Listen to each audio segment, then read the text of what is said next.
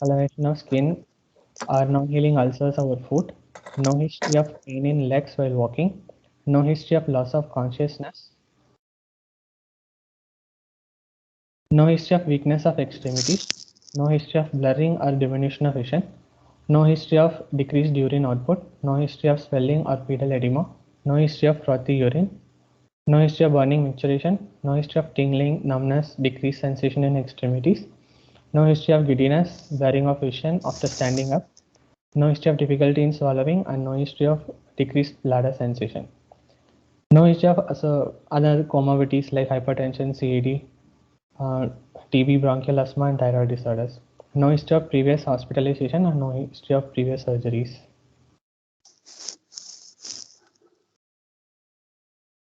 Personal history. Patient had sedentary lifestyle, married, have 5 children, normal sleep-wake cycle, normal bowel habits prior to the disease, history of increase in urinary frequency present, no history of smoking, tobacco chewing or alcohol intake. Family history. History of type 2 diabetes mellitus diagnosed in his 2 elder brothers 8 years back. On regular medication. No family history of coronary artery disease, hypertension or sudden death. General physical examination. Okay, wait, Ramanathan. Yes, ma'am. You bring the second slide, just the previous slide. Yeah, this second. Next slide. Yes, ma'am. Yes. So we are discussing a case of diabetes, and this was all the negative history which you have taken, right? Yes. Now you will tell me that why you have asked for this complaint from the patient. So why you have asked for chest pain and palpitations and breathlessness on exertion? Ma'am, the complications of diabetes are macrovascular and microvascular complications. Macrovascular complications are coronary artery disease, cerebral vascular disease, and peripheral vascular disease. So I want to roll out these 3 things first. So chest pain, palpitation, and breathlessness on exertion is for coronary artery disease and Okay. congestive Okay, artery. okay. Dan, you tell me that why he has asked for discoloration of skin and non-healing ulcers on overfoot.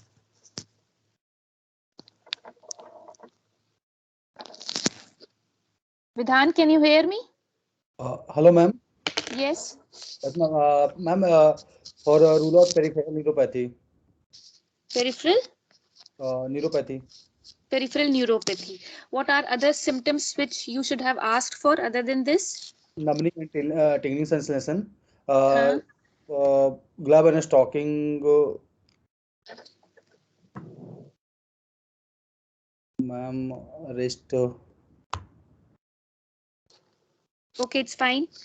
Now, Anjusha, you tell me why there is history of pain. Why do we need to ask history of pain in legs while walking? Ma'am, this is actually to rule out any peripheral vascular disease. Actually, he asked it for ruling out claudication because ischemic pain, the main complaint of claudication or ischemic pain is pain while walking, and after time of rest, the pain will subside. And other symptoms for peripheral vascular disease will be tingling and tingling sensation, numb sensation, and skin discoloration, erythema, and the non-healing ulcer. These things. Okay. So what are the microvascular complications which can occur? Nisha, you tell me.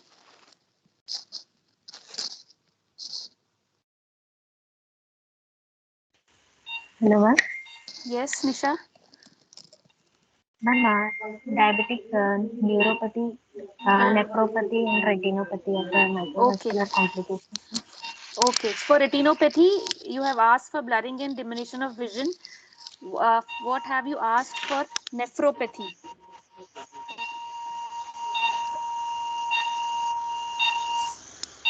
Hello, ma'am. What did you ask for nephropathy? Ma'am, history of frothy urine.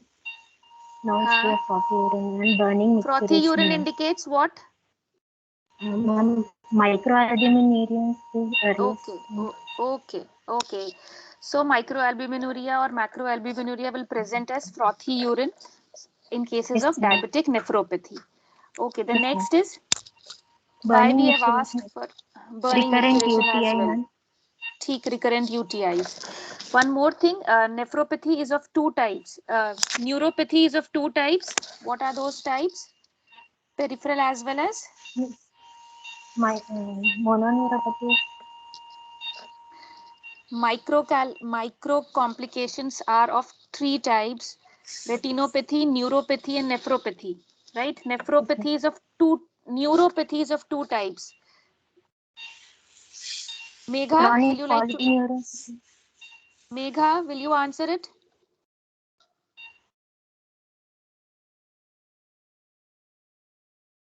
Hello, ma'am. Yes. Hello, ma'am. Neuropathy. Diabetic neuropathy is of two types. Yes, ma'am.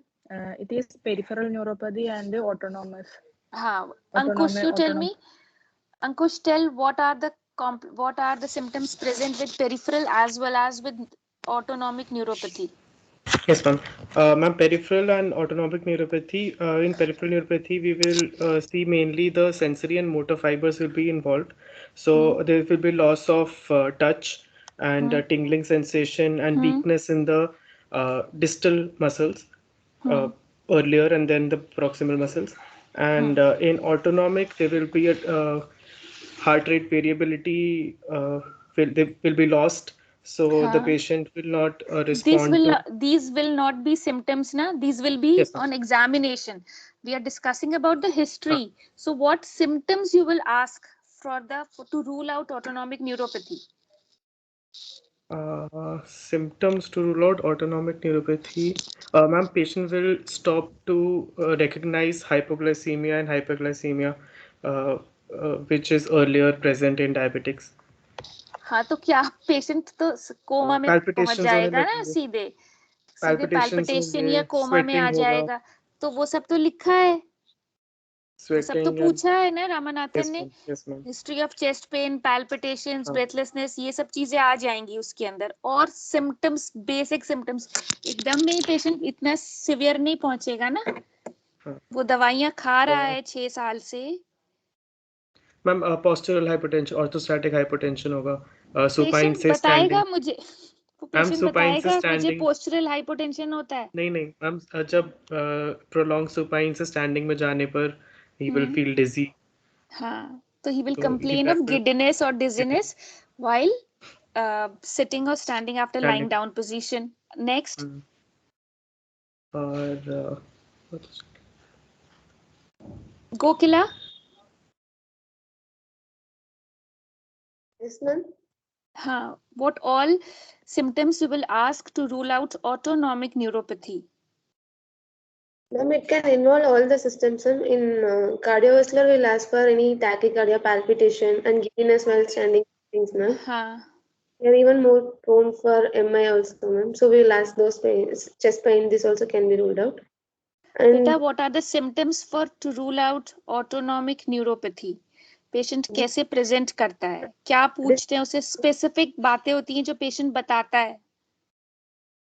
this not with Ramanathan. the gastric emptying, ma'am. हाँ, very good, very good. Delayed gastric emptying or They can also have constipation, diarrhea हाँ, due to that, good, and visual dysmobility can be there. good. And other symptoms may pseudomotor also will be involved, ma'am. They will have हाँ, dryness of heat intolerance. हाँ. Mm, There'll be lack of sweating. yes. ठीक है. And they may be vomiting because of delayed gastric emptying. ठीक. Impotency can occur. Yes, ma'am. ठीक है. तो Ramanathan, these are the few points which need to be added. ठीक. We have to look for each and every complication, and to rule out each and every complication, we have to ask questions and take negative history for that. Right?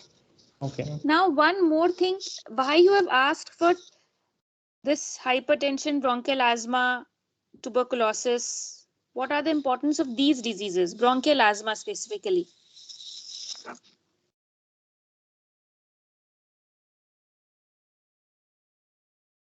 just to complete the list, or it has some specific integration to diabetes?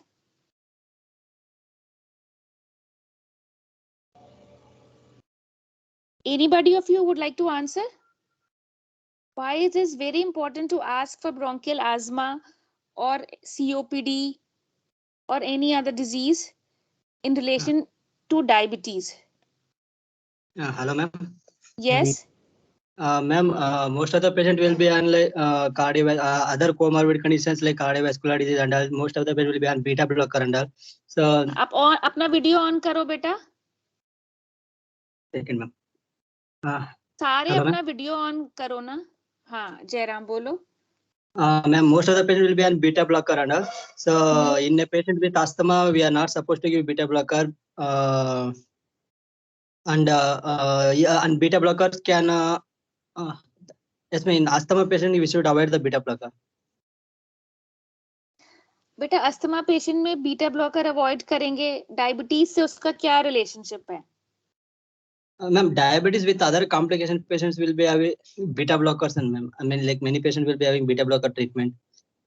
What is okay, tell me, what is the most important drug which is given in COPD and bronchial asthma? Steroids. If the patient in steroid, then what happens to blood sugar? Increases. It increases. So there is an implication. अभी तो हमने इतना सारा Covid किया है जहां हमने steroid दिया है और हमने ब्लड शुगर मैनेज किया है जो हम नहीं कर पा रहे थे, राइट?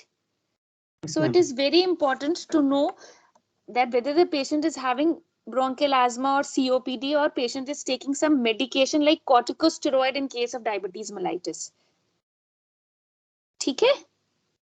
Yes, ma'am. चलो आगे बढ़ो Ramanathan.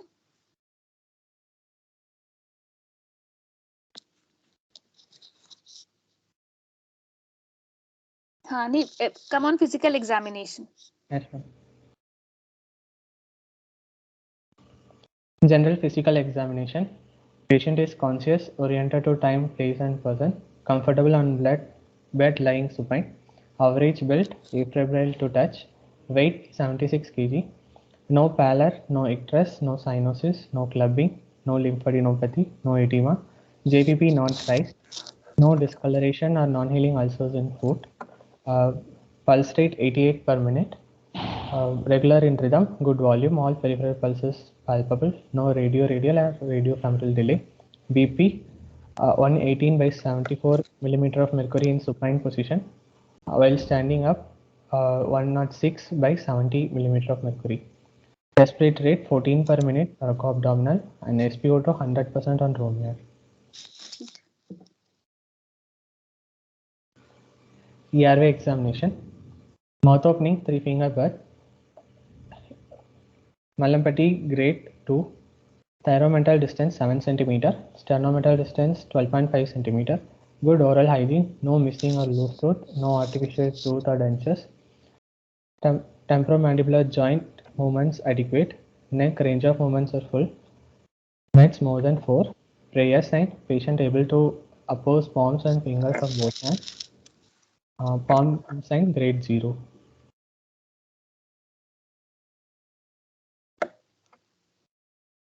Abdominal examination.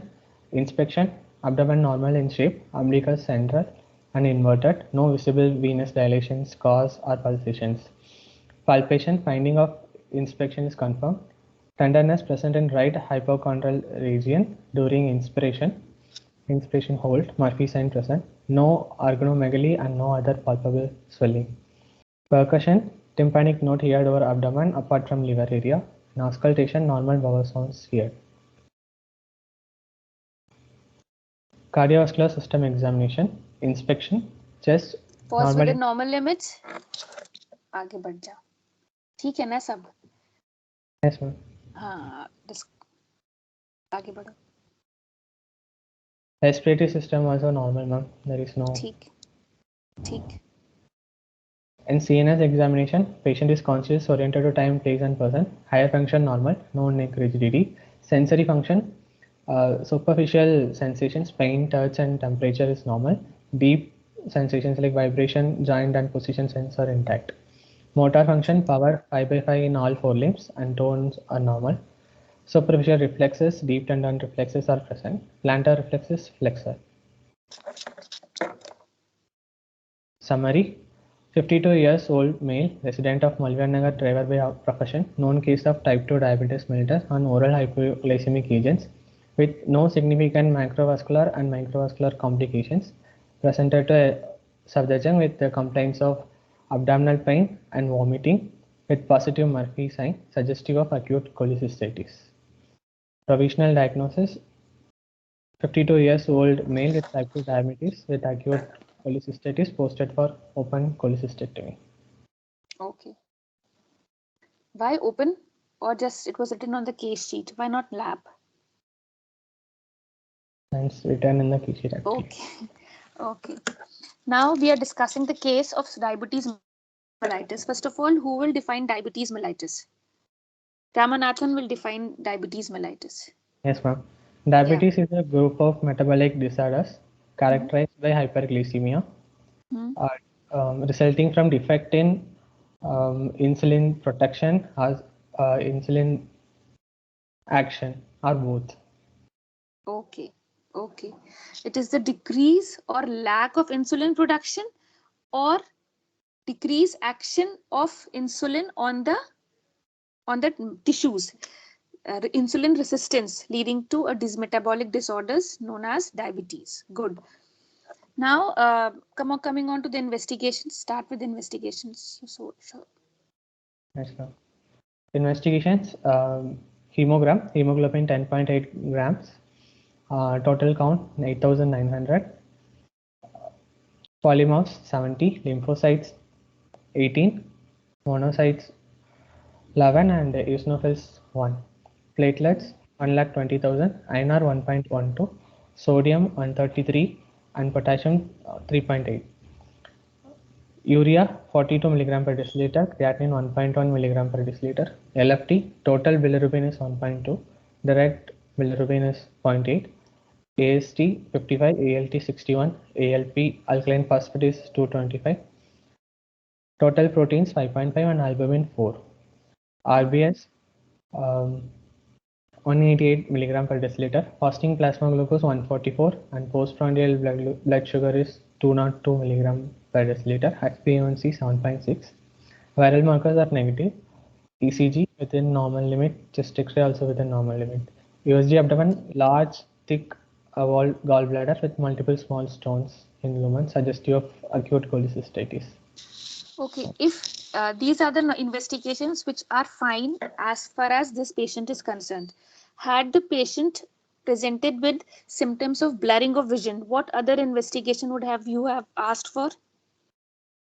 Blurring of vision, ma'am, I will ask for fundus examination. Fundus examination.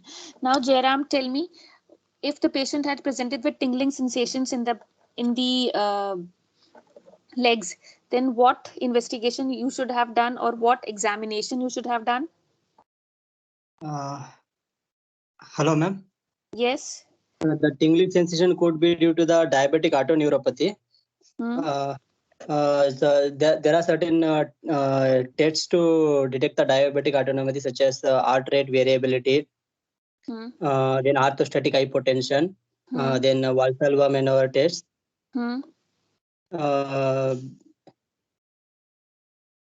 Then one more test is there. One second. Hand grip test. Hand grip test. So, describe Valsalva's test. Ma'am, Valsalva test we will ask the patient. Hello?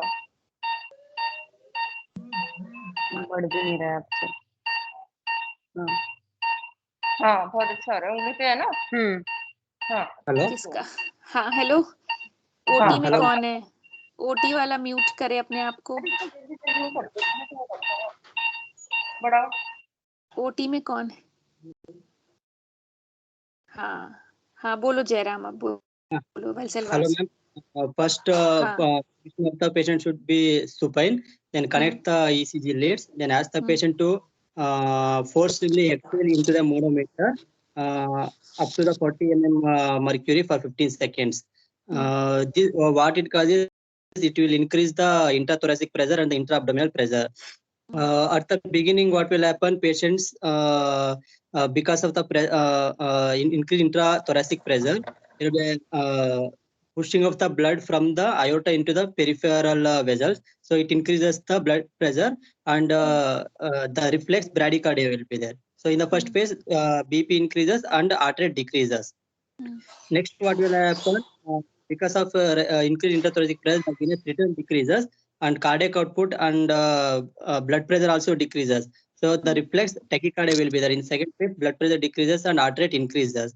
And in third phase, this continues till the end of the expirations. Drop in blood pressure and reflex tachycardia will continue. In the fourth phase, after the end of this Valsalva test, there will be increasing the blood pressure and the reflex bradycardia will be there. This is because of the return of the venous return, ma'am. Now tell me what will happen in diabetes patient. Ma'am, in diabetes patient, reflex brady or tachy, that thing won't be there, ma'am.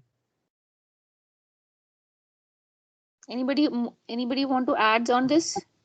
In diabetes patient, you have to calculate the Valsalva ratio here. You have to take in the ECG, you have to see where is the longest RR interval and where is the shortest RR. If the is less than 1.2, that means it's abnormal. Yes. Okay. In diabetic neuropathy, we have to measure the ratio of longest RR interval to shortest RR interval. Okay. And what about next? Loss of beat to beat variability. Vidhan? Vidhan will answer this. What is loss of beat to beat variability? How do we check it? Ma'am, I don't know. Okay. Megha? Ankush?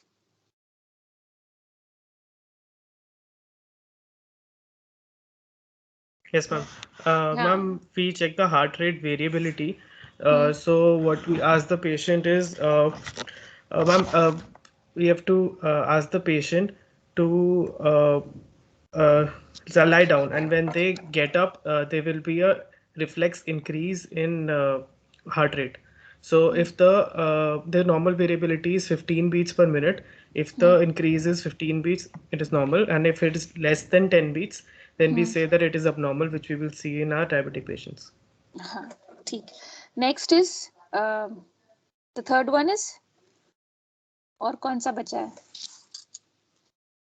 Postural hypotension, very important. What are the values for postural hypotension? Megha will throw light on this. Hello, ma'am. Yes, Megha, will you answer on postural hypotension? Yes, ma'am. Postural hypertension is like when patient is from lying down or sitting position. When patient is standing, there will be a hypotension. If it is more, it is normal. If it is between 10 to 29, if it is more than 30 mm of Hg, it will be significant.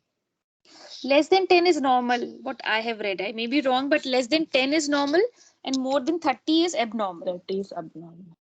Okay. So this is the examination which we will do if the patient presents with these symptoms of autonomic or peripheral neuropathy. Now, come on next, Ramanathan, next slide if you have any.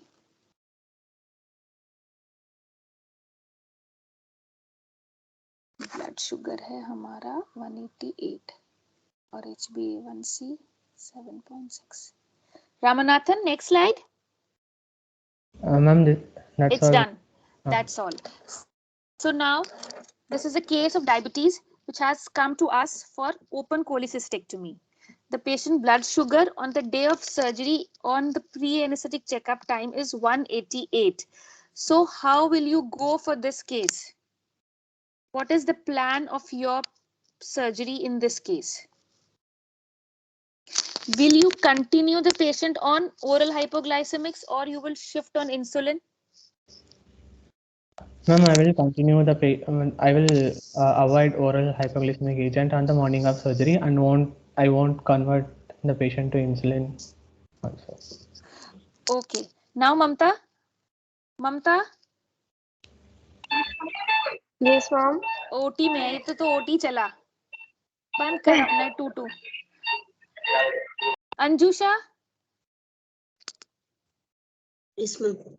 Yes, Anjusha, you tell me, how do you decide that you will continue the patient on oral hypoglycemics or you will shift the patient to IV insulin regimen? What are the criteria on which you decided? Ma'am, for any diabetic patient, we have to check whether it is well controlled or it is not controlled. So that we ask for HbA1c, that is glycosylated hemoglobin. It usually gets a 3-month glucose control. And if it usually considers less than 7 gram percentage is considered to be normal, and if it is more than 8.5 percentage, we'll defer the case or we'll wait the glucose to get monitored. If it is, since it is uh, uh, near the normal range, 1.6, I will continue with hypoglycemic control. If it is not controlled, if it is more than 8 or something, then I will shift it to insulin and watch for glucose monitoring. And if it is controlled, then only I'll take the patient for case. And above that, the patient's FBS is also not in the control mode. It is 144, which is more than 120. And but last 3 months value HbA1c is near normal, ma'am. So I will continue with oral hypoglycemics only. For that, I'll ask for an endocrinology opinion to add for another oral hypoglycemic. Okay. Okay. So first of all, tell me now, who will tell me that what are the basis on which we diagnose a case of diabetes? How do we diagnose a case of diabetes? What are the investigations which we do? Gautam, will you answer me? Yes, ma'am. Yes. In order to diagnose a patient as a diabetic, to make proper diagnosis, so we have to need the fasting glucose and the postprandial glucose, ma'am. But regarding if the RBS, like the Fasting blood glucose, fasting blood. The fasting blood sugar normal value should be less than 100, ma'am.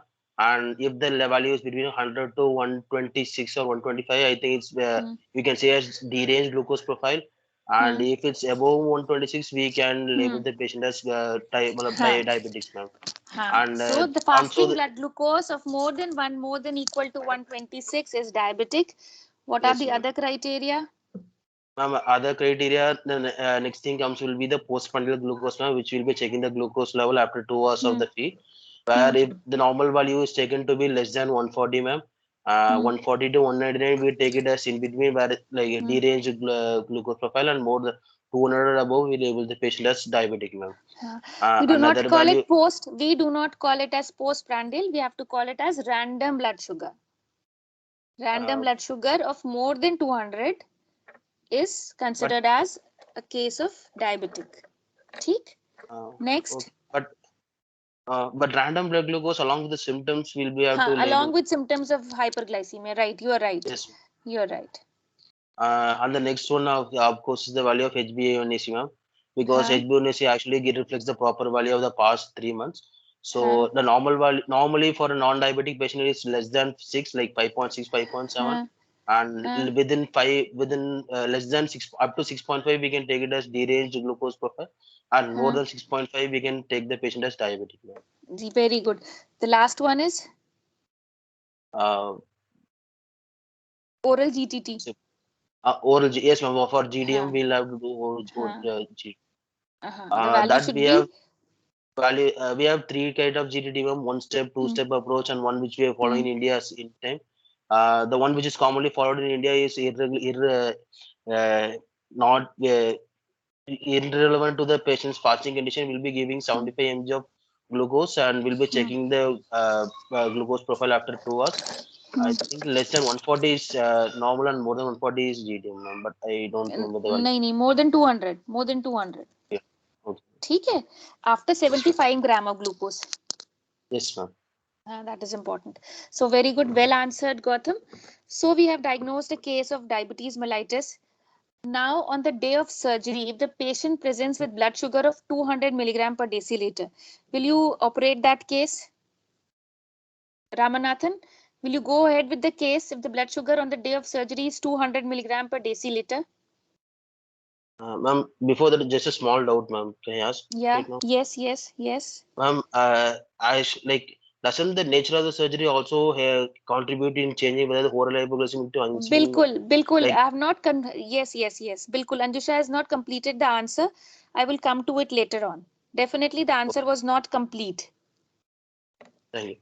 Okay, I will come to you on this question. Definitely. Ramanathan, you tell me if the blood sugar is more than 210 milligram per deciliter on the day of surgery, will you operate that case or not? Yes, ma'am, we can go ahead with the surgery. With elective surgery? Ma'am, This the is an cutoff. open cholecystectomy.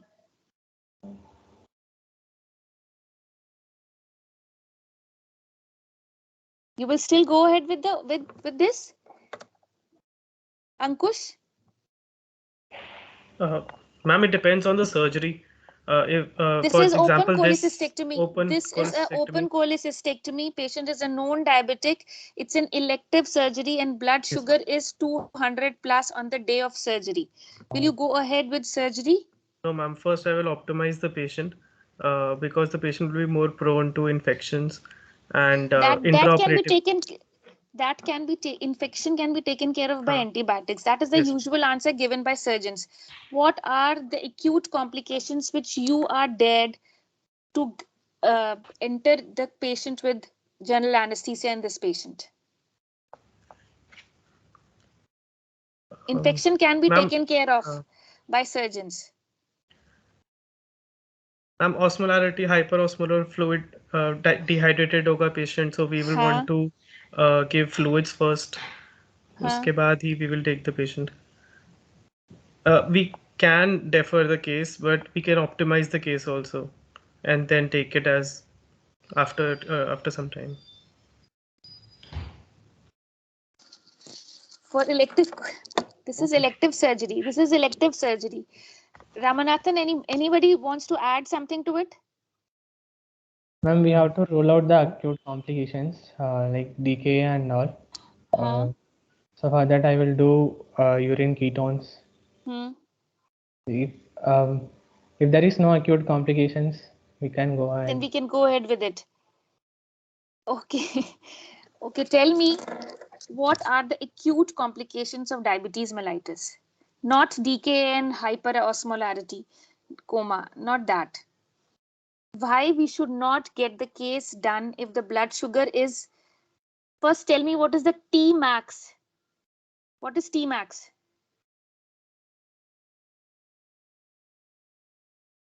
What is T max of kidney? Anybody? Physiology का question है.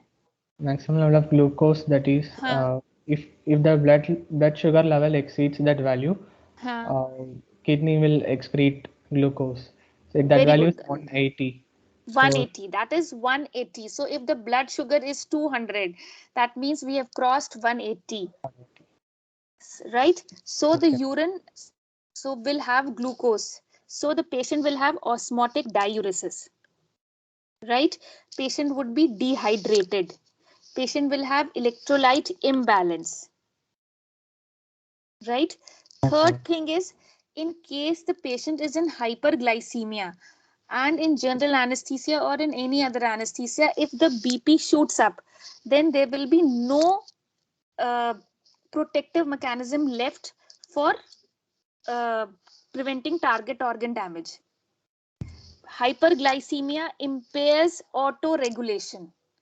So the risk of target organ damage is high in case of raised BP.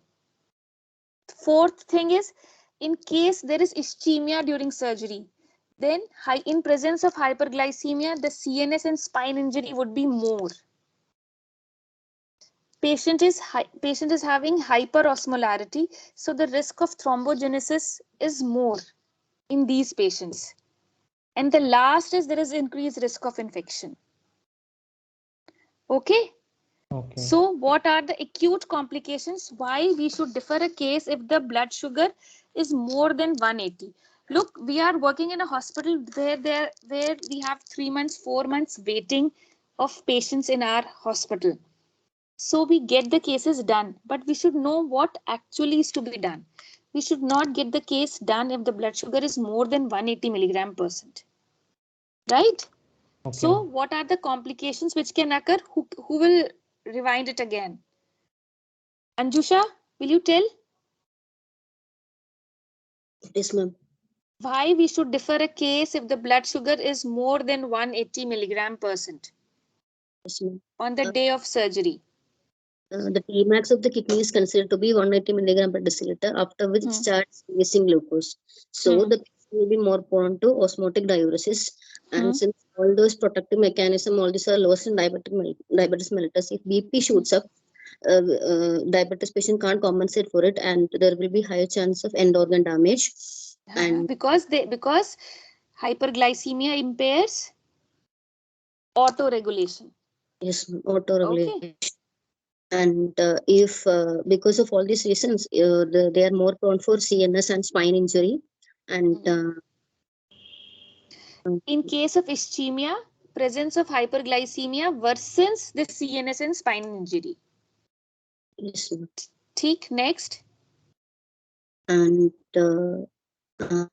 infection will be last. Infection. One more thing, Ramanathan. Thrombogenesis. Increase hyperosmolarity and increase risk of thrombogenesis. Right? So now the next question is HbA1c. What is HbA1c? हम अगर patient का blood sugar on the day of surgery is 120, but his HbA1c is 8.5. Will you get the case done or not? What does this HbA1c signify? It signifies the blood sugar control over 3 months. 3 months. That is fine. पर इससे क्या फर्क पड़ता है हमें? अगर हम क्या उसको 3 महीने के बाद की डेट देंगे? No, mama. HbA1c, if it is more than 7, that means the microvascular and macrovascular complications will start to occur. So we have to rule out mainly the complications. Everybody of you knows very well, and usually this is the first thing, that there is increased risk of infection. How does glycemia manage? How does this glycemia affect the infection control?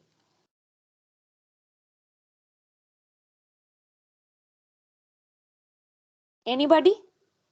Glycemia, hyperglycemia क्या करेगा कि infection बढ़ेगा? या वो क्या नहीं करेगा कि infection बढ़ेगा?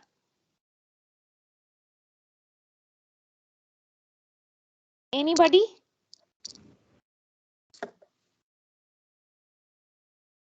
नरेश? नरेश ने तो वीडियो भी ऑन नहीं किया अपना.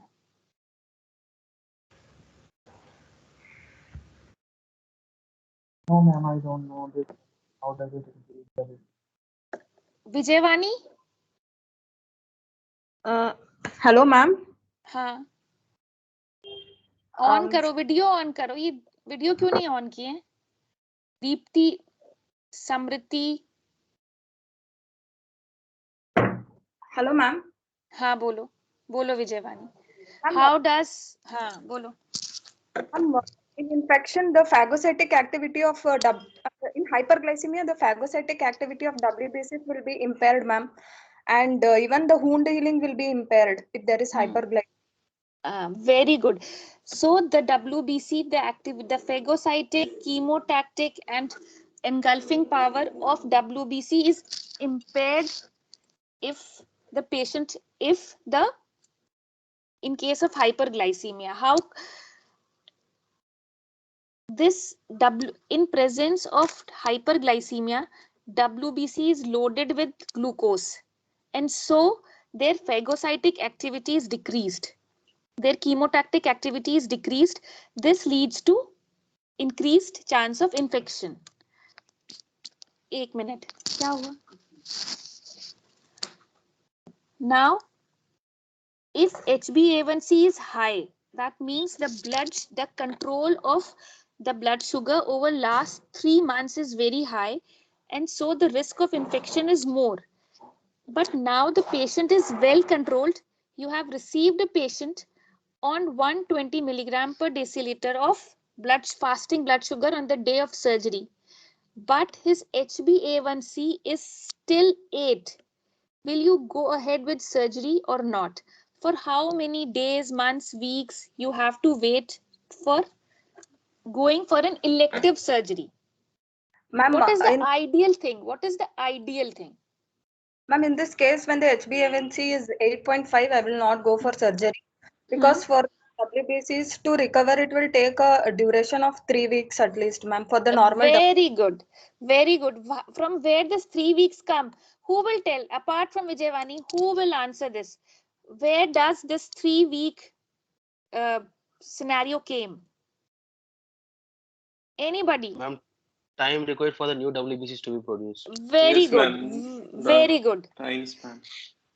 So 3 weeks, 21 days is the life cycle of WBC. Once the old WBC die off and the new WBC came, then they will not be loaded with increased glucose, and their phagocytic activity would be normal.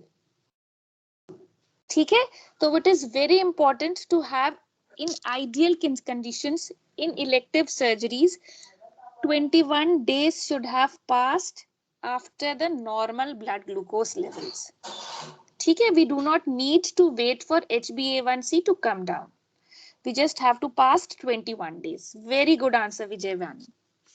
Now, the next thing is, now this patient is on oral hypoglycemics. Which oral hypoglycemics you will continue and which you will not continue till on the day of surgery?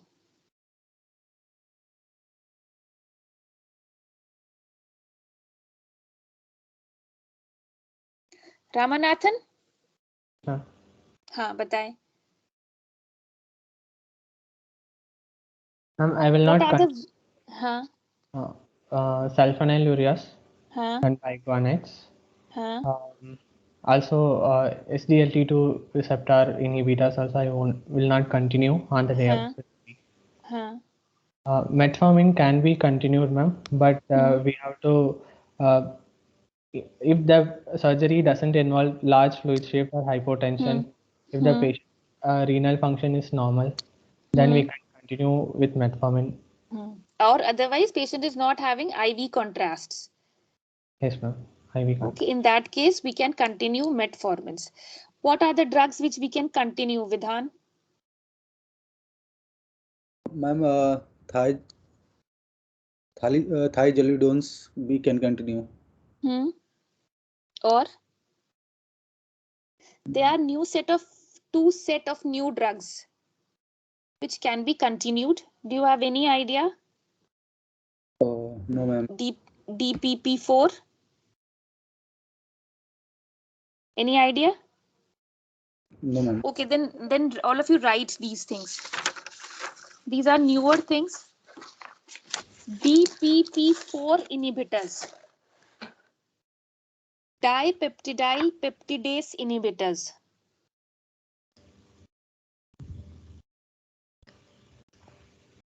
Right? It includes sitagliptin, sexagliptin. Sita, CITA, gliptin, GLIPTIN. And sexagliptin. There are many others. But DPP4 inhibitors and GLP-1 receptor inhibitor. GLP-1 receptor inhibitor is glucose-like peptidase 1 inhibitor.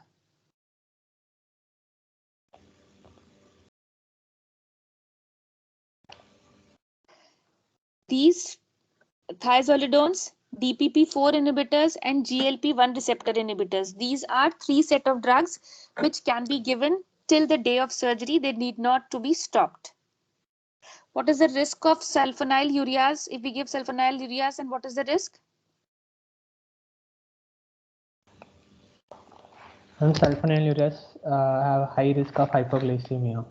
And so with secretagogues, they both are sulfonylureas and bigonides. They are secretagogues and they causes hypoglycemia. Metmorphin causes increased risk of lactic acidosis. Lactic acidosis. ठीक है. So who will say for me again? Samriti? Yes, ma'am. If the patient is on oral hypoglycemics in a diabetic patient, what are the drugs which you will continue till the day of surgery? Ma'am, DPP4 inhibitors. GLP-1 analogs and GLP-1 inhibitor, receptor inhibitor. GLP-1 receptor inhibitor. Yes, ma'am. Ma'am, and thiolidinediones. These three group of drugs have to be continued. ठीक है. And sulfonylureas and bigonides, these have to be stopped. Okay. Naresh, tell me, in which condition you will stop metformin?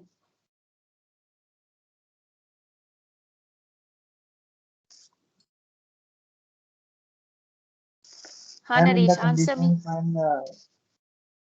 I'm in the conditions when kidney functions are deranged. That's because metformin also causes lactic acidosis. Or? So, the conditions in which there is possibility of massive blood loss, major surgery, in which we are into lactic acidosis. Or? So metformin will cover. Okay, or? More than 4-hour surgery, hemodynamic shifts, and IV contrast. And what is the value which is called as deranged renal function? What is called as deranged renal function?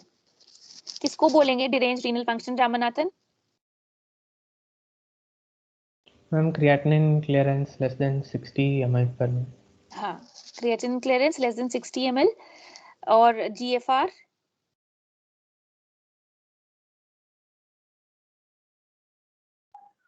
बेटा दो value ना अलग अलग जगह दे रखी है. एक ने तो लेस देन 45 दे रखा है, एक ने 60 ml पर मिनट पर surface area, body surface area के हिसाब से 1.73 करके ऐसे दे रखा है. तो जो हम लोग कैलकुलेट करते हैं उसके हिसाब से 45 ml पर मिनट इज फाइन. ठीक है. वो वाला 60 ml पर मिनट वाला वो पर बॉडी सरफेस एरिया के हिसाब से है. Okay. ठीक है. So this is about oral hypoglycemics. Now, if the patient was on insulin, then what is the regimen? हम कैसे कैसे उसको सर्जरी के लिए कैसे प्रिपेयर करते हैं अगर पेशेंट इंसुलिन पर होता है तो? Ma'am, there are so many regimens, but Vello regimen is there. नहीं, अभी हम OT डे पे नहीं आए हैं, अभी हम प्री ऑपरेटिव एवेल्युएशन कर रहे हैं. Okay. ठीक है. अभी हमारा पेशेंट अगर हमारा ओरल हाइपोग्लाइसेमिक्स पे होता तो हम पेशेंट को बोलते कि आपको ये कंटिन्यू करना है और ये कंटिन्यू नहीं करना है. ठीक. लेकिन अभी और ये वाला पेशेंट हमारा इंसुलिन पर है. अगर ये टाइप 1 डायबिटिक होता है या टाइप 2 डायबिटिक ऑन इंसुलिन होता तो आप कैसे मैनेज करते उसको क्या कहते कि उसको अपनी दवाइयां कब कब लेनी है और कैसे लेनी है? अगर पेशेंट बेसल इंसुलिन पर है तो उसको क्या बोलेंगे अब? Yes, ma'am. Ma'am, on the evening prior to surgery, night dose, if the patient is taking basal insulin and regular insulin, we will continue full dose of regular insulin, and basal insulin we will reduce by 20%. Very good. Very good. And in the surgery, the basal insulin we will reduce the dose by 50%, and the short acting insulins we will omit. Short acting insulins you will omit. Acha, you're talking about intermediate insulin, NPH, you will give 50% of the dose. Yes, ma'am.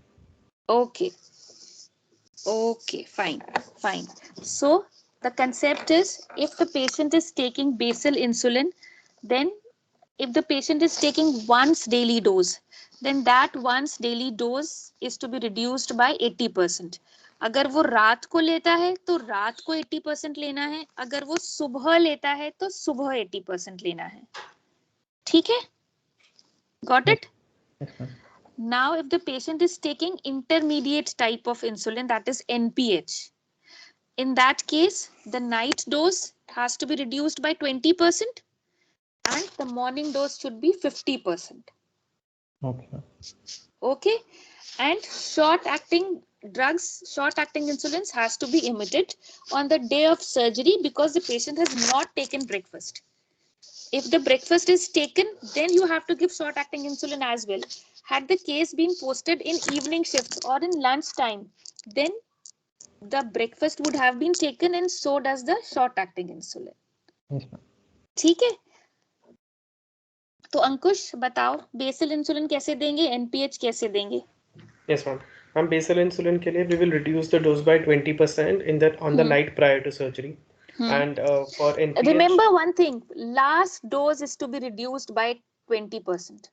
मतलब 80% of the dose is to be given last dose. ठीक है? Surgery अगर शाम की है तो सुबह की डोज मिस करनी है, अगर सुबह की सर्जरी है तो रात की डोज मिस करनी है. अगर पेशेंट ट्वाइस डेली रेजिमेंट पर है कि कोई पेशेंट बेसल डोज भी 2 बार लेता है, रात को भी और सुबह भी, और उसकी सुबह की सर्जरी है तो रात की डोज फुल लेगा और सुबह की डोज 80% लेगा. 80%. आ गई बात समझ में? The last dose has to be given only 80%. ठीक? Now if the patient is on NPH then हम NPH पे है which is intermediate acting, so we will reduce the dose by 50%. So, on the morning of surgery. On the morning of surgery, yes, ma'am. Yes. ठीक है. And short acting will be omitted. ठीक है. Now, if the patient is on this insulin regimen or on oral hypoglycemics, in which condition you will continue the treatment or in which condition you will shift over to insulin, IV insulin infusions?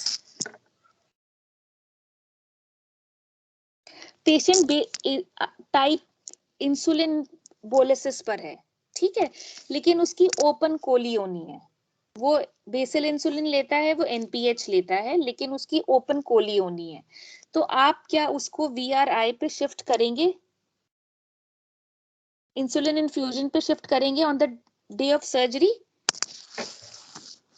Yes ma'am. No ma'am. Ramanathan आप बताएं.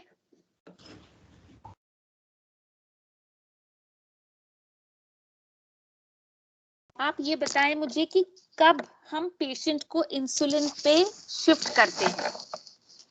अगर हमारा patient ठीक है, वो well controlled है अपने insulin regiment पर, चाहे वो ओरल हाइपोग्लाइसेमिक्स पे है या वो इंसुलिन पर है, वो वेल कंट्रोल्ड है और आज उसकी एक ओपन कोलियोनी है, तो क्या हम उसको उसके सिस्टम को चेंज करके वीआरआई पर लेंगे? No, if the patient is in well control and the surgery is minor, then minor माने it is an intermediate surgery actually, 30 to 3 hours. हाँ. So we don't have to change to insulin.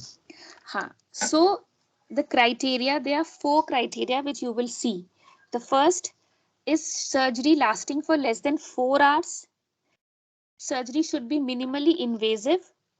Surgery, there should be no hemodynamic shift during the shift of fluid during the surgery. And the fourth is you believe that there would be early resumption of oral intake.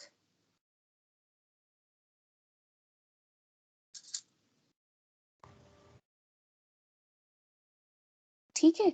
इन सारी conditions में हम patient को वीआरआई पे insulin infusion पर नहीं लेते हैं. ठीक है. पेशेंट जैसे खा रहा है वैसे ही खाएगा.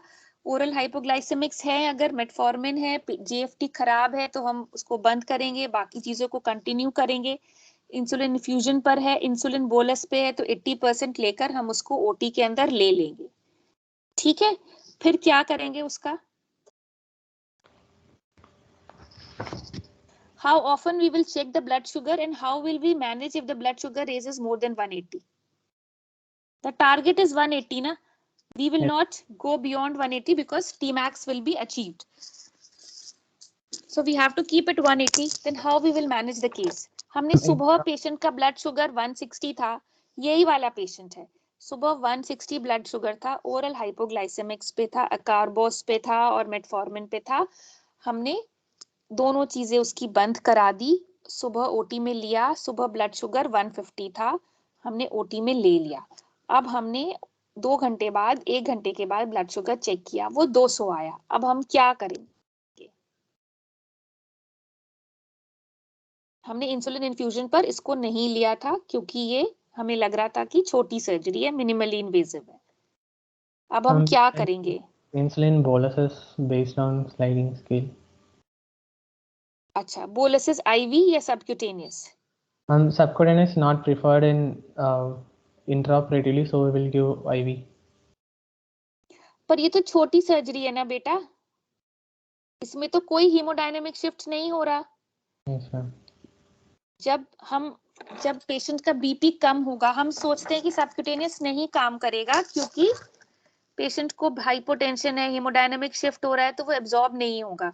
पर ये पेशेंट तो ठीक है ना? Yes, ma'am. We can give subcutaneous then. We can give subcutaneous. कितना देंगे? Based on sliding scale, we will give if the blood sugar is 150 to 200, we will give 2 units subcutaneous. Okay. So there is a formula also. As per we can calculate how much insulin we should give it to this patient. The formula is measured glucose minus 100. लिख लो, measured glucose. सब लिख रहे हैं ना? Measured glucose minus 100 upon insulin sensitivity. And what is insulin sensitivity? It is 1800 upon total daily dose of insulin, TDD.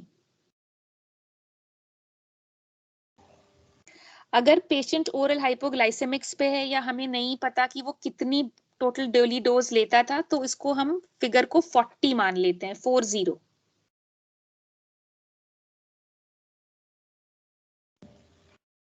Ma'am, can you repeat insulin sensitivity? So insulin sensitivity is 1800 upon TDD, total daily dose of insulin.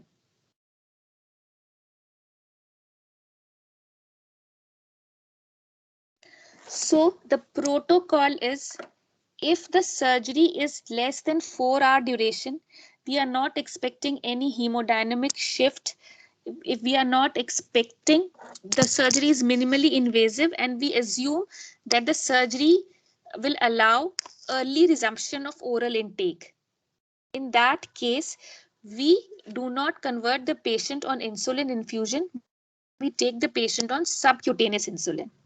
We check the blood sugar every 2 hourly, right? If the blood sugar is high, then we will give subcutaneous insulin in this dose, measured glucose minus 100 upon insulin sensitivity, and insulin sensitivity is 1800 divided by TDD. If TDD is not available, we take insulin sensitivity as 40. Right? This is how we manage a case. Yes, Naresh? Also for the patient who are not on insulin but on oral hypoglycemic. Yes, this is for everybody. If the patient is on insulin infusion, if the patient is on insulin, then if the patient is on basal insulin, you gave 80% of the dose and patient has come onto the surgery table, the patient is off only for minimal invasive surgery, then you have to manage that case with subcutaneous insulin. वो surgery खत्म हो जाएगी, दोपहर का खाना वो miss करेगा, शाम को खाने के साथ उसका जो रेगुलर इंसुलिन था और रात की बोलस डोज उसको मिल जाएगी. The aim is to shift the patient to their basal regime as early as possible. आई बात समझ में? Yes, ma'am. अगर छोटी सर्जरी है पेशेंट की, तो जो पेशेंट का जैसे रूटीन चल रहा था वैसे ही चलेगा. On the day of surgery आपको चेंजेस करने हैं, उसका बेसल इंसुलिन इन्फ्यूजन अगर बेसल इंसुलिन पर है तो 80% दे दिया, एनपीएच है तो 50% दे दिया। ब्रेकफास्ट नहीं किया है तो उसने रेगुलर इंसुलिन अपनी नहीं ली है, क्योंकि ब्रेकफास्ट भी नहीं किया है, रात को डिनर लिया था तो लिया था अपना डोज पूरी। ओरल हाइपोग्लाइसेमिक्स पर है तो आपने वो उसकी कंटिन्यू करी, या जो ड्रग कंटिन्यू कर सकता है वो कंटिन्यू करी। अब on the day of surgery उसको आपने ओटी के अंदर लिया, ब्लड शुगर सुबह ठीक था, एक डोज अभी आपने पहली बार देखा कि बढ़ी हुई आई है, तो आपने उसको सबक्यूटेनियस इंसुलिन की डोज दे दी। Fine fine. लेकिन अगर ऐसा हो कि सर्जरी पेशेंट इसके बाद भी कंट्रोल नहीं हुआ, सर्जरी 4 घंटे से ज्यादा है, मेजर सर्जरी है, और आप उम्मीद करते हैं कि ये कल तक भी खाना नहीं खाएगा, तो हम उसको फिर हम इसको इंसुलिन इन्फ्यूजन पे कन्वर्ट कर लेते हैं। कैसे करते हैं इंसुलिन इन्फ्यूजन, कैसे चलाते हैं पेशेंट को, कौन बताएगा मुझे? जिसने कभी ओटी में चलाई है इंसुलिन इन्फ्यूजन वो बताएगा।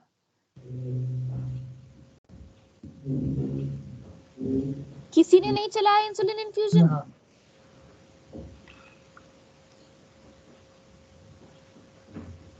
And it is normally the insulin infusion rate is set at the plasma glucose value divided by 150. And for the patients who are in sepsis or on steroids, it is plasma glucose divided by 100. We monitor hourly. हाँ, और बस insulin infusion चला देते हैं और कुछ नहीं करते? No, ma'am, we'll have to use IV fluids which are मतलब अगर वो दो आईवी फ्लूइड लगाएंगे, दो आईवी फ्लूइड लगाएंगे, कौन कौन से लगाएंगे? हम एक तरफ तो बैलेंस रिंगल लैक्टेट यूज करेंगे और एक तरफ 5% डेक्सट्रोज।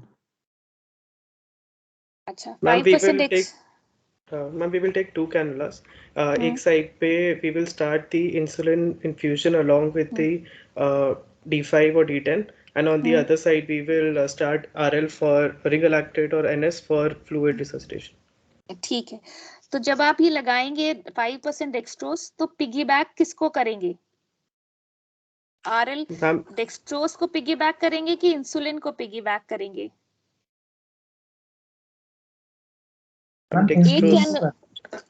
एक कैनुला लगाया है ना, एक कैनुला में आपने एक डेक्सट्रोज लगाया, उसके पीछे पिगी बैक करते हैं हम इंसुलिन को। अलग से नहीं लगाते हैं इंसुलिन, क्यों नहीं लगाते हैं अलग से? पिगी बैक ही क्यों करना है? Ma'am, so that if it gets disconnected तो पेशेंट को हाइपोग्लाइसीमिया ना हो जाए। हाइपोग्लाइसीमिया ना हो जाए, तो हमें किस चीज को किसके ऊपर पिगी बैक करना है? मैम, डेक्सट्रोज के ऊपर इंसुलिन को। इंसुलिन डेक्सट्रोज कितना चलाना है? Ma'am, D500 ml per hour है, 100 ml per hour। हाँ हाँ, कहीं कहीं 100 ml per hour भी लिखा है, पर ideally we give 1 ml per kg per hour। 1 ml per kg per hour। ठीक है, ठीक है, आई बात समझ में? The target is, target blood sugar is ma'am 80 to 180 milligram पर डेसीलीटर। ठीक है, 120 to 180, 80 to 180 ठीक है, पर 120 to 180 हम लोग टारगेट करते हैं। ठीक है, हाइपोग्लाइसीमिया में नहीं जाने देते हैं पेशेंट को। सो अगर हमारा पेशेंट अनकंट्रोल्ड ब्लड शुगर में है, हमें इमरजेंसी सर्जरी करनी है, या पेशेंट हमारा कंट्रोल्ड में है, या उसमें लॉन्ग ड्यूरेशन सर्जरी है, फ्लूइड शिफ्ट हो सकते हैं, हीमोडायनेमिक अनस्टेबल हो सकता है, अर्ली इन फ्लूइड इनटेक हम नहीं सस्पेक्ट कर रहे, उस केस में हम इंसुलिन इन्फ्यूजन लगाते हैं। कैसे चलाते हैं? We take 2 cannulas, one for normal saline or ringer lactate for fluid resuscitation, and other we start D5 or D10 at the rate of 1 ml per kg per hour. This acts as a substrate for insulin. ठीक है, and then we piggyback insulin over this dextrose. The rate of infusion should be blood sugar upon 150. ठीक है, and in case of pregnancy or steroid intake or in sepsis, we decrease it to 100 so that insulin requirement is more. Okay, this is how we continue it. Now, in this case, we monitor blood sugar every hour or every 2 hour or every half an hour. 1 to 2 early, ma'am 1 to 2 hour. मैं आधा घंटा बोल रही हूँ, 1 घंटा बोल रही हूँ, 2 घंटा बोल रही हूँ. 1 to 2 hour. 1 hour. Half an hour. हाँ, एक आदमी बोलो, साफ बोलो. 1 hour. हमें early manage blood sugar check करना होता है. जब हम सबक्यूटेनियस रेजिमेन पे थे तो हमें 2 आर्ली चेक करना है, पर इसके अंदर हम आर्ली ब्लड शुगर चेक करेंगे. ठीक है, कितना हो जाएगा? अगर 70 हो गया तो क्या करेंगे?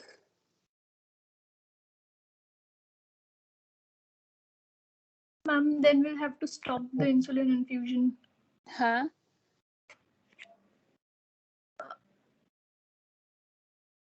इंसुलिन स्टॉप करेंगे मैम, D5 कंटिन्यू करेंगे and then ma'am RBS repeat करेंगे.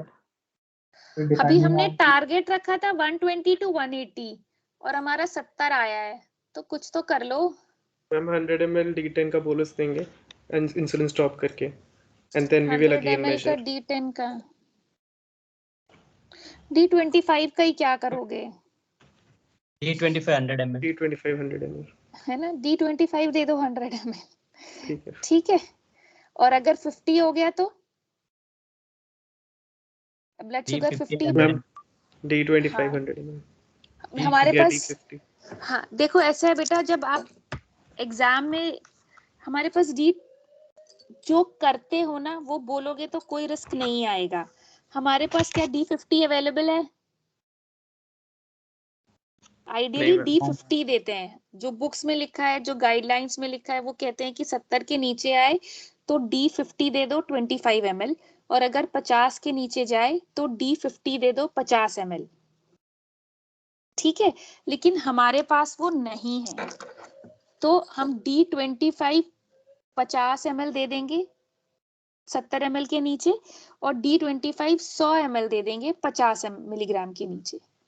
ठीक है, and we will repeat blood sugar after every 25 minutes till the blood sugar is 70 milligram per deciliter, and once it has reached 70 we will continue to measure blood sugar every half an hour until it is 120. ठीक है, एक बार stable हो गया, वापस 120 आ गया तो फिर अगले घंटे चेक कर लेंगे, पर जब तक 50 और 70 के बीच में तो हमें हर 15-15 मिनट पे ब्लड शुगर चेक करना होगा. ठीक, आ गई बात समझ में? अब हमने सर्जरी करा ली, अब हमारा पोस्ट ऑप में कैसे मैनेज होगा पेशेंट? Ma'am, हाँ बोलो. ma'am, in pregnant patients, we also we have to set the infusion rate at 100 at higher dose. At higher dose. At higher dose. Okay. Yes. अब post op में हाँ बोलो Naresh. Ma'am इसमें फिर potassium का हमने कुछ नहीं किया. हाँ, पोटेशियम का अब बेटा नया पोटेशियम के डोज में हम कुछ नहीं करते हैं, क्योंकि सर्जरी चल रही है. हम इंट्रा ऑपरेटिव मैनेज कर रहे हैं, हम आईसीयू में नहीं मैनेज कर रहे हैं. जिस समय हम सर्जरी कर रहे हैं उस समय तो पोटेशियम आता रहता है ना सेल से, क्योंकि हम सर्जरी कर रहे हैं. ठीक है, तो पेशेंट यूजुअली हाइपरकैलेमिया में रहता है, उसको हाइपोकैलेमिया नहीं होता है. जो नई गाइडलाइंस हैं, जो इंसुलिन रेजिमेन वाली हैं, वो अब नहीं कह रही हैं कि आपको पोटेशियम चलाना है. ठीक है,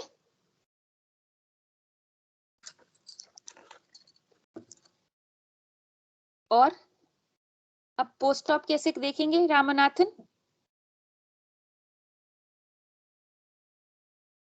ओपन कोली का पेशेंट था, हमने उसको ओरल हाइपोग्लाइसेमिक्स बंद कर दिए, ओटी में लिया, उसका बीच में एक बार ब्लड शुगर 210 पहुंचा, हमने सबक्यूटेनियस इंसुलिन लगाया, उसके बाद देखा उसका ब्लड शुगर ठीक था, और उसके बाद जब हमने शिफ्ट किया ओटी के बाहर उसका ब्लड शुगर 160 था. अब हमने उसको बाहर शिफ्ट कर दिया. अब हम उसके आगे क्या करेंगे? क्या हमारे पोस्ट ऑप ऑर्डर्स होंगे? Ma'am, RBS monitoring every 4 hourly. Once Every the 2 patient hourly. Every 2 hourly. हाँ. every 2 hourly. When the patient is taking the first meal, we will start with the oral hypoglycemic agents. ठीक है. अगर If patient हमारा insulin पर होता तो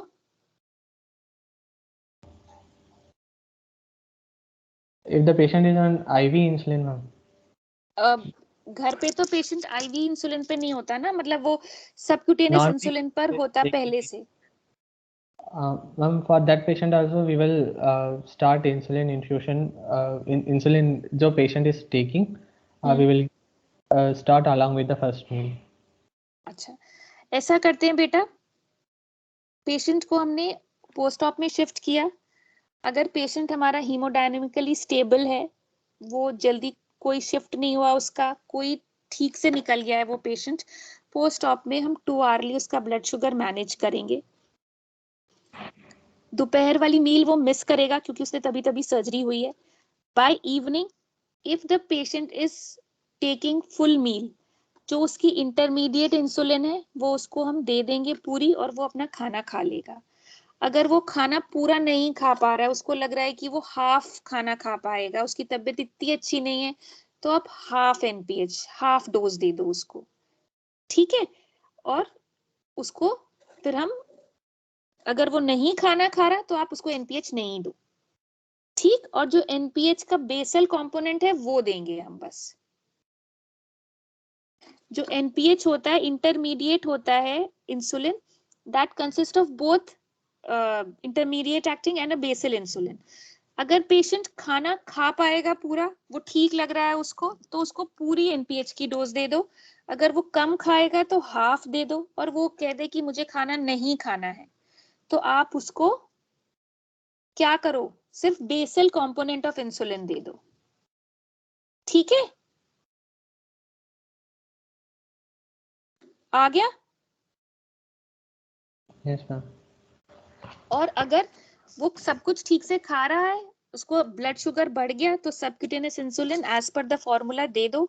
नहीं तो जैसे चल रहा है वैसा चलता रहेगा. ठीक है. लेकिन अगर पेशेंट पोस्ट ऑप में इंसुलिन इन्फ्यूजन पर ही था, अभी भी उसका ब्लड शुगर 180 है, तो फिर आप क्या करोगे? पेशेंट क्रिटिकली इल है, फिर आप क्या करोगे?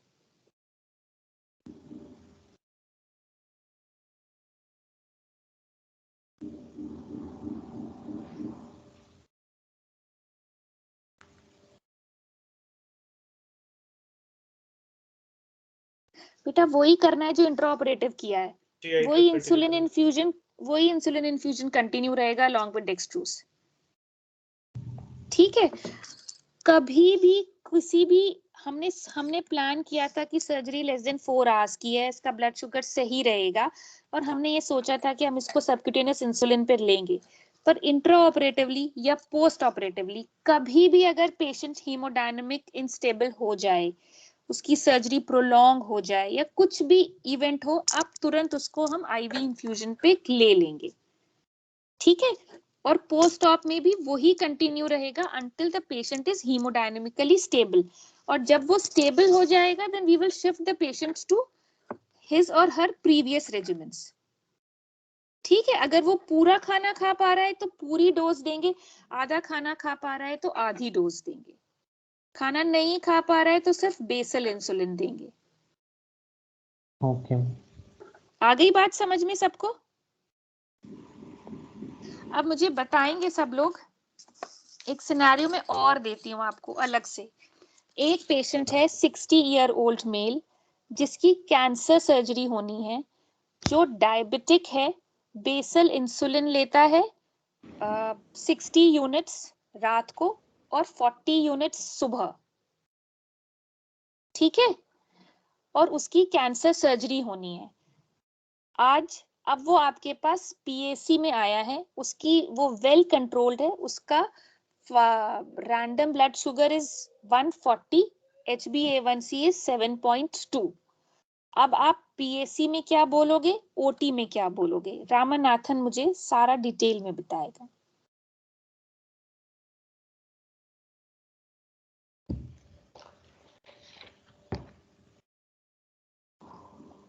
Yes, ma'am. The patient is in well-controlled diabetes, posted for cancer मुझे surgery. स्टोरी नहीं सुननी, मुझे ऑर्डर बताओ बस. Yes, ma'am. Preoperatively,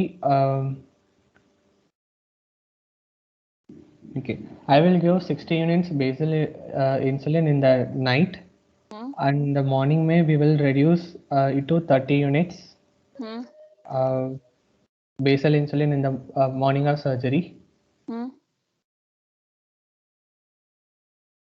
Well control RBS. Okay. फिर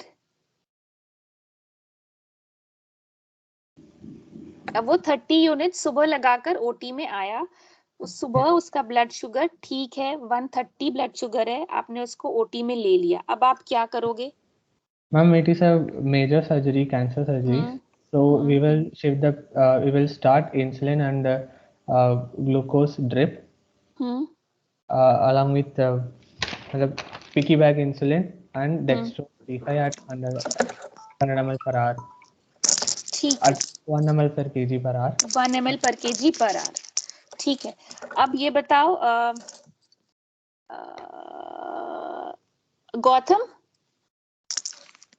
यस मैम. हाँ गौतम, आपके सवाल क्लियर हो गया, आपने जो पूछा था? Yes ma'am, yes ma'am.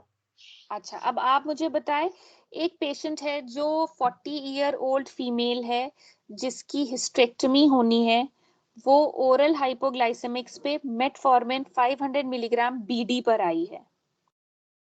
क्या? ठीक है, उसका केएफटी ठीक है, वो ओटी में आई है और सुबह उसका ब्लड शुगर 170 है.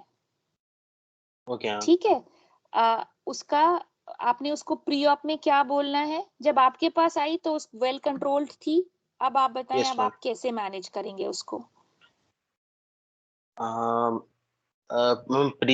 the PAC, uska I'll just I'll ask her to continue the oral hypoglycemics till the day before the surgery, and on the morning of the surgery, since it's metformin and since her KFT is also within normal limits, we बेटा can. 1 minute hold कर, 1 minute hold कर.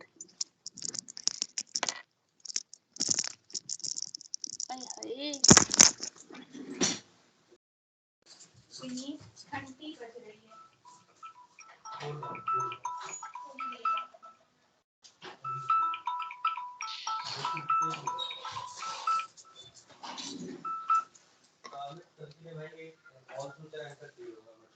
आ गई क्या? आ गई. मेरी बेट घंटी बजा बजा के चली गई.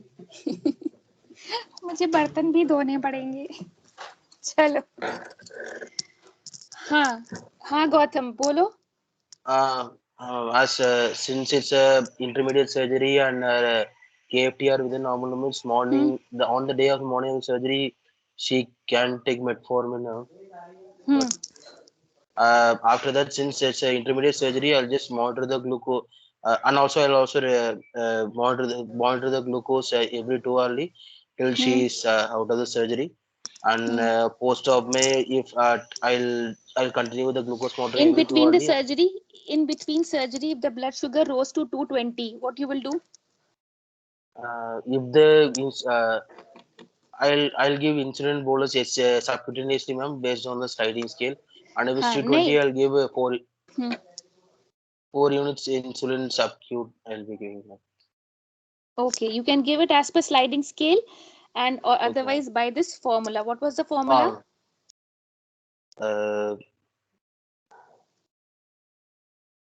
Sorry, ma'am, I forgot the formula. अच्छा कोई बात नहीं. Measured glucose minus 100 upon insulin sensitivity. Yes, ma'am. And Samriti, what is insulin sensitivity? Ma'am, insulin sensitivity is 1800 divided by total daily dose of insulin required, and if the patient is on OHs, it is considered as 40. ठीक है, ठीक है. So आ गया समझ में? कुछ और चीज पूछनी है किसी को? Ma'am. हाँ, Ma'am, in बोलो. the first scenario, if the patient's morning glucose is less than 180, do we need to start insulin infusion then? Yes. Yes, because it's a long surgery. We will give the target is 120 to 180. Unless it reaches 70, there is no need to stop insulin infusion. Okay. ठीक है, because why it is important to give insulin in this patient? Now tell me this. Surgery is a state of stress, and what happens in stress? The release of catecholamines and adrenocorticoids, and so they will be hyperglycemia. There will be hyperglycemia, na? The surgery will cause hyperglycemia.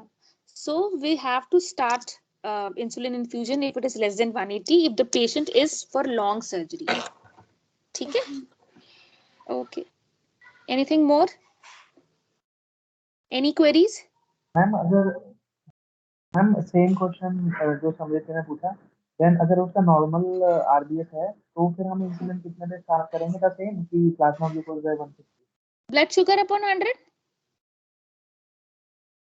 Okay, blood sugar upon 150 formula है ना, तो अगर 180 है आपका, तो आपने blood sugar upon 150 करके 1.2 1.3 पे स्टार्ट कर लो. सेम मतलब ठीक है. इस बार ओटी में कोई भी डायबिटिक केस होगा ना, तो उसको इंसुलिन इन्फ्यूजन चलाना, एक बार चला लोगे ना तो आ जाएगा. Anything more?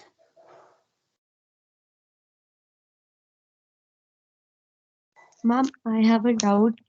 Ma'am, in the first case, like we have discussed, that patient is taking 60 units at night and 40 units in the morning.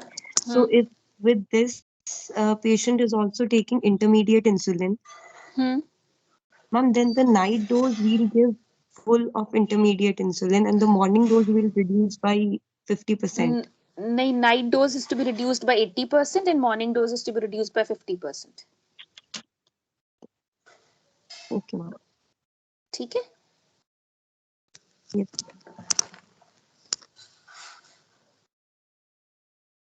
और कभी भी अगर ब्लड शुगर लेस देन 120 है, सपोज आपको सुबह पेशेंट अगर आपको 80% डोज देनी है या 50% डोज देनी है, पर अगर ब्लड शुगर लेस देन 120 हो जाएगी तो आप कुछ नहीं देंगे. ठीक है, मतलब ऐसा नहीं होता कि आपको देनी ही देनी है ब्लड शुगर, वो कंपलसरी है. वो रूटीन में भी तो ऐसे ही होता है ना, अगर ब्लड शुगर ठीक है तो आप नहीं ऐड करते हो ना बेसल इंसुलिन या कम कर देते हो. वैसे ही अगर ब्लड शुगर कभी भी 120 से नीचे जा रही है तो आप बेसल इंसुलिन नहीं दोगे, एनपीएच नहीं दोगे.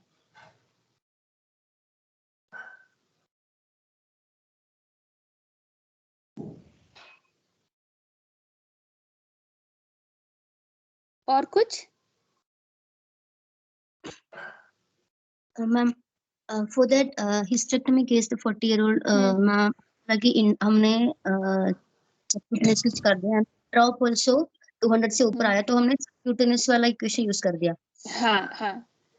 But if the patient is for that cancer surgery, हमने ऑलरेडी सोल्यूशन दिया, बट बीच में माइट बी सम इतना रेट पे चल रहा है अभी सम 1.2, बट अभी इन ड्रॉप उसका सम 200 250 कुछ आया. तो हमने क्या एक्स्ट्रा सेपरेट बोलस देना है? नहीं, सेपरेट बोलस नहीं देना है, आपको बढ़ाना है बस इन्फ्यूजन. वो मैम इक्वेशन के हिसाब से डिसाइड करना है अभी कितना आया है. हाँ, अभी कितना है उस हिसाब से आपको इंसुलिन बढ़ाना है. ठीक है, ब्लड शुगर अपॉन 150. ठीक है, जो भी ब्लड शुगर आई, अगर 300 आई तो आप उसको 2 कर दोगे. Plus there are few more things which needs to be learned. जो भी आप ना जो टेबल्स आते हैं जिसमें लिखा होता है कि कितने इंसुलिन इन्फ्यूजन पर कितना देना है. ठीक है, एक तो ये फॉर्मूला है जो हमें एक बेसिक गाइडलाइन बताता है कि आपको इतना चलाना है. Otherwise there are scales which tells कि इतने ब्लड शुगर हो तो आप इतना चलाओ. उसके अंदर there are you have to reduce rate and you have to increase the rate. You have to reduce the rate of insulin infusion, even if as per the calculation if it is coming 1, then start 0.8. if the patient is elderly of more than 70 years, if the patient is having renal insufficiency of GFR less than 45, and if the patient daily requirement of insulin is less than 24 units per day. In these cases, you have, as per the formula, decrease it further and increase if the patient is obese, that is, patients having BMI of more than 35, patient is on prednisolone more than 20 per day or equivalent dose of steroid, or the patient is having insulin requirement of more than 80 units per day. In these cases, you have to increase the dose beyond the formula, which we beyond the calculated formula dose. Then after 1 hour of वो ma'am बढ़ाने के बाद we have to check it after 1 hour. Then again accordingly then again rate change करना है. हाँ, again rate वो follow करते रहना है हमको. Okay. Thank you. The target is 120 to 180. अगर 160 आया है तो उस पे कंटिन्यू रख लो. Ma'am. हाँ. Ma'am, what we have studied for intraoperative IV management of raised blood sugar levels, it is variable insulin regimen. What Yes. do we? हाँ, okay. this is variable rate insulin infusion. Okay, ma'am. Okay, ma'am. So, previously, all those Velo regimens and all, we do not follow now, ma'am. No, we do not follow that regimes. We do not follow. These were regimes. देखो, for exam, for written exam, it may be useful for you to learn all these regimes. But when it comes to practical, you have to answer what you practice in your OT and how will you go about the case. आप ये भी बोलोगे ना, हम हमारे institute में ऐसे चलाते हैं, तो कोई क्वेश्चन नहीं करेगा. सपोज आपसे पूछा गया 50 ब्लड शुगर हो गया, आपने क्या किया, और आपने कहा मैंने 100 ml ऑफ D25 दिया, तो वो आपसे नहीं पूछेगा कि D50 क्यों नहीं दिया, क्योंकि वो मेरे इंस्टीट्यूट में नहीं है. मुझे D25 देना आता है 100 ml. It's fine. ठीक है. जब आप प्रैक्टिकल कर रहे हैं तो आपको ये बताना है कि हम कैसे इसको मैनेज करेंगे. उस समय हम रेजिमेंट्स नहीं बताएंगे. आपको ऐसे बोलना है कि हम ऑर्डर दे रहे हैं आईसीयू चार्ट पे या अपने ट्रीटमेंट पे कि हम ये चलाएं. ठीक है. We can do this, we can do that, हमें ये नहीं बोलना है. आपको सिनेरियो दिया गया है, आप बोलिए ये सुबह मैं इसको बोलूंगा कि 80% डोज लगाकर आएगी, फिर मैं इसको इंसुलिन इन्फ्यूजन चलाऊंगा एज पर VRII और हम ऐसे करेंगे. ठीक है. तो ऐसे करेंगे ये कहना है हमें. ठीक. Yes, ma'am. चलो, हो गई क्लास. Hello, ma'am. हाँ Hello, बेटा. ma'am. हाँ. Ma'am, if the blood sugar is 80 to 120 for a major surgery, should we start insulin infusion pre-op? 80 to 120. Blood sugar is 80 to 120 in pre-op. Then also we should start the insulin infusion from the starting of the surgery itself. Do not start from the starting of the surgery. You start the preparation and then monitor blood sugar after 1 hour. Then go accordingly. Okay. This is variable. That is the name comes from na variable rate insulin infusion. जब जरूरत होगी हमने preparation करके रखी है, जैसी जरूरत होगी हम वैसे चला लेंगे.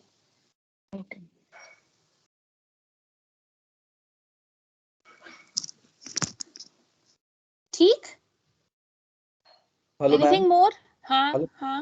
मैम कोई पेशेंट आईसीयू में एडमिट है और नॉन डायबिटिक है और मतलब सेफ्टी के शॉक में है और उसका ऑलरेडी इंसुलिन इन्फ्यूजन चल रहा है और चल रहा है, तो जनरली हम लोग ऑर्डर मिलता है हम लोगों को कि अगर 300 उसका आ गया सपोज दैट, तो उसका बोलता है कि बोलस दे दो और फिर इन्फ्यूजन स्टार्ट. तो मैम सही टू बोलस और सिर्फ इन्फ्यूजन से काम चल जाएगा?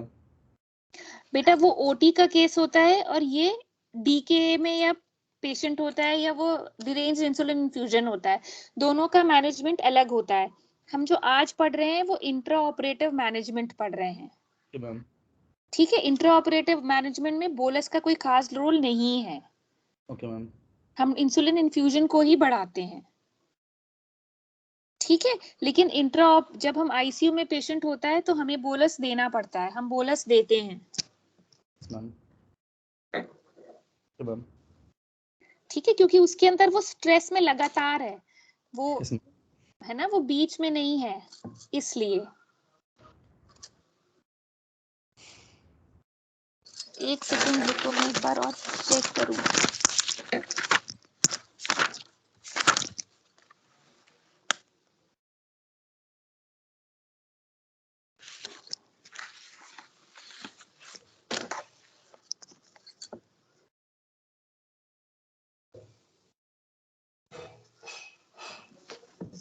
हाँ, एक तो बेटा जो पहले टाइट कंट्रोल रिजीम होती थी ना, उसमें ब्लड शुगर अपॉन 150 का डोज होता था रेट कैलकुलेशन का। पर जो ये वेरिएबल रेट इंसुलिन इन्फ्यूजन आया है, इन्होंने सबको एक रखा है, ब्लड शुगर अपॉन 100।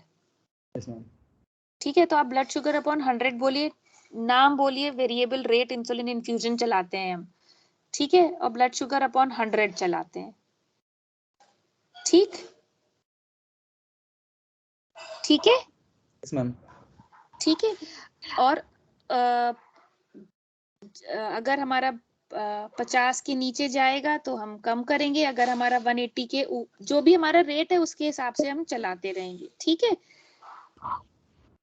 प्रेगनेंसी और इसमें ब्लड स्टेरॉइड्स में फिर 100 नहीं, मतलब ओवरऑल ही 100 है।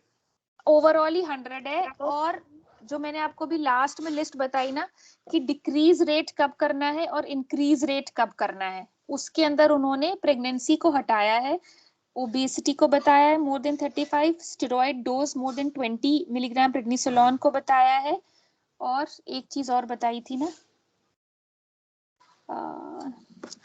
हाँ, insulin dose of more than 80 units per day. अगर इन ये कंडीशंस हैं तो रेट आपको बढ़ाना पड़ता है।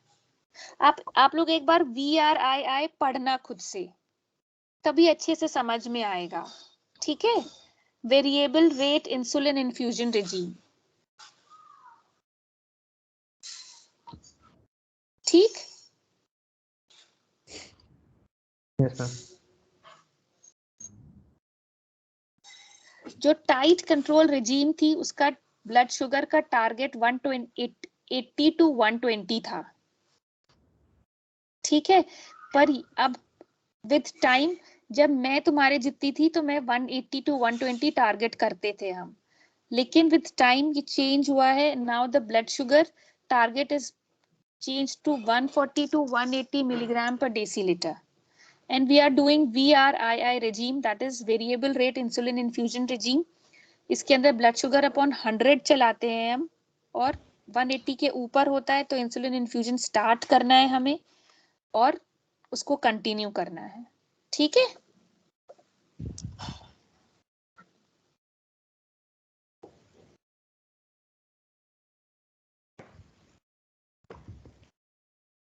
ओके। Yes ma'am.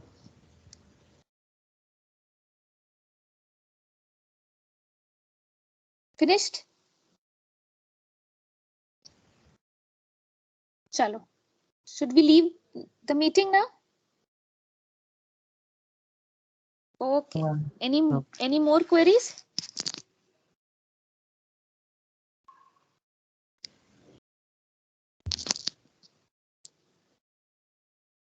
आप लोगों ने कभी किसी ने चलाया इंसुलिन इन्फ्यूजन ओटी में? सच सच बोलना।